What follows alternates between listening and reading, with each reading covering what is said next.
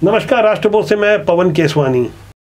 संघ के प्रचारक से मुख्यमंत्री और उसके बाद प्रधानमंत्री बने नरेंद्र मोदी की जब से परिवारवाद को लेकर वक्र दृष्टि बनी है, तब से छत्तीसगढ़ के ऐसे भाजपा नेताओं की हालत पतली है जो कि परिवारवाद के रास्ते अपना स्वर्णिम भविष्य तलाश रहे थे। दरअसल परिवारवाद से कहीं आगे छत्तीसगढ़ में खासकर भारतीय जनता पार्टी पर व्यक्तिवाद हावी हो चुका था।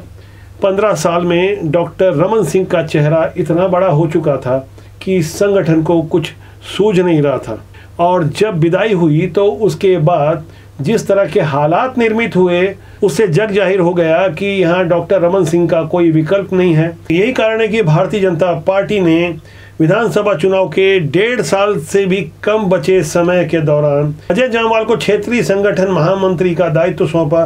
तब से मानो भारतीय जनता पार्टी छत्तीसगढ़ में रिचार्ज हो गई है, और यही भारतीय जनता पार्टी के तेवर अब पूरे छत्तीसगढ़ में नजर आ रहे हैं। भिलाई के विश्वदीप नायर की ये तस्वीर है, और आप मस्तूरी बिलासपुर के पुष्पेंद्र महंत की भी ये उत्साही तस्वीर देख सकते हैं। ये दोनों युवा जिस तरह से अपना परफॉर्मेंस दे रहे हैं, और ये इसके अलावा एक तीसरा वीडियो है साजा क्षेत्र के जितेंद्र साहू का। ये जिला पंचायत सदस्य हैं। इन्होंने बाकायदा माथे पर कफन बांधकर सीएम हाउस घेराव करने का निर्णय लिया था। दरअसल जितेंद्र साहू अपना पुराना अनुभव साझा कर रहे थे कि किस तरह से 28 अप्रैल 2001 को योगी शासनकाल में जमकर लाठी चालान हुआ था। उम्मीद थी कि यहाँ भी लाठी चलेगी, पथराव होंगे, इसलिए हमने कफन बांधा है। ये चंद तस्वीरें वानगी भर है। दरअसल सोई पड़ी विपक्ष को मानो जान मिल गई, कोई संजीवनी मिल गई।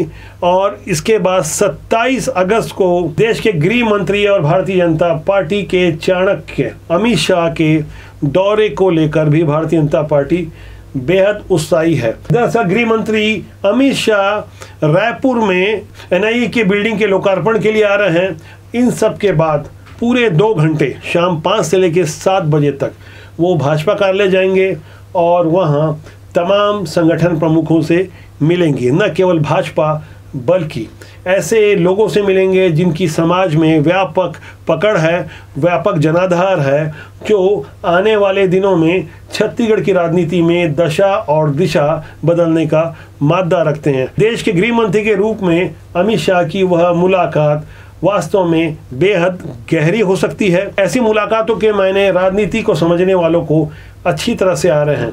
अमित शाह हालांकि इसके पहले भी छत्तीसगढ़ आ चुके हैं। श्रद्धांजलि दरबार में उन्होंने संत युधिष्ठिर लाल से मुलाकात की थी। इसी तरह से ऐसे ही तमाम संगठन प्रमुखों से उनकी मिलने और मिलाने की योजना है। गृह मंत्री अमित शाह के इस कार्यक्रम के आयोजन प्रयोजन की जानकारी देने का जिम्मा पूर्व आईएएस ओपी चौधरी को सौंपा गया है। ओपी चौधरी इन दिनों बेहद एक्टिव हैं। जिस तरह से सीएम हाउस के घेराव के दौरान उन्होंने अपने तेवर दिखाए थे, उसके बाद भारतीय जनता पार्टी में उनकी अहमियत कहीं और ज़्यादा बढ़ गई है। यही कारण है कि उनके लिए कुछ और बड़ी जिम्मेदारियां सुनिश्चित कर ली गई है। मोदी एट 20 ये पुस्तक पब्लिश हुई है। आप में से बहुत सारे हमारे पत्रकार साथियों को भी ये बात ज्ञात ही होगी। और इस पे एक्चुअली मोदी जी ने जो 20 years a chief minister of Gujarat and a cheap and prime minister of India, जिन्होंने 20 साल का अपना समय पूरा किया, 2021 में समय पूरा हुआ था। तो लोकतांत्रिक देश में लोकतांत्रिक तरीके से चुन करके इस तरह का अचीवमेंट हासिल करने वाले वो एकमात्र व्यक्ति हैं। बदले हुए माहौल में नए प्रदेश सर्जक अरुण साव भी छत्तीसगढ़ी भाषा में बोलते नजर आते हैं। चाहे युवाओं को संबोधित करना हो या 5 लाख कर्मचारियों की हड़ताल को समर्थन देने का मंच हो, इन सब को लेकर जब जब वो मीडिया के सामने आ रहे हैं तो लगातार वे गौरवशाली छत्तीसगढ़ी में बोलकर एक अलग ही राजनीतिक संदेश साफ तौर पर प्रस्तुत कर रहे हैं। वो कर्मचारी अधिकारी जिन कार्यालय में बैठ के जनता के सेवा करे के काम करते, आज ओला अपन हक के लड़ाई करे बर ये बरसात माँ, ये गर्मी माँ, ये सरकार के खिलाफ अपन हक के लड़ाई लड़े बर ये मेरे बैठे न पड़ा थे। ये कद का दुर्भाग्यजनक बात।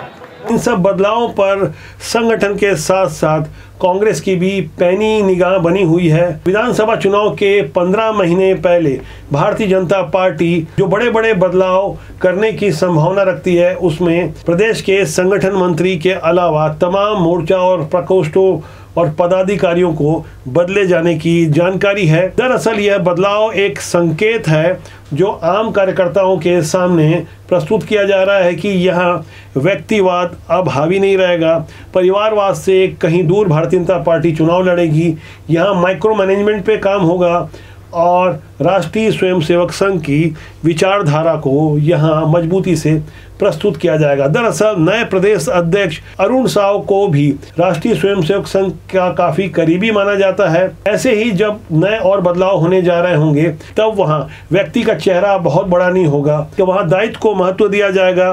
कब किसे कहाँ दायित्व दिया जाना है वह भी लगभग सुनिश्चित हो चुका है। चंद दिनों के भीतर बहुत बड़े बदलाव की सूचना के साथ राष्ट्रबोध में मैं आपके साथ फिर आऊँगा। मैं चाहूँगा कि आप राष्ट्रबोध को जल्दी से सब्सक्राइब कर लीजिए और राजनीति की सुचिता के लिए कृपया अपनी राय दीजिए कमेंट बॉक्स पे जाके। अगर आप अपना मार्गदर्शन देंगे तब हम राजनीति की सुचिता के लिए तब कुछ और बेहतर प्रस्तुति दे पाएंगे। नमस्कार।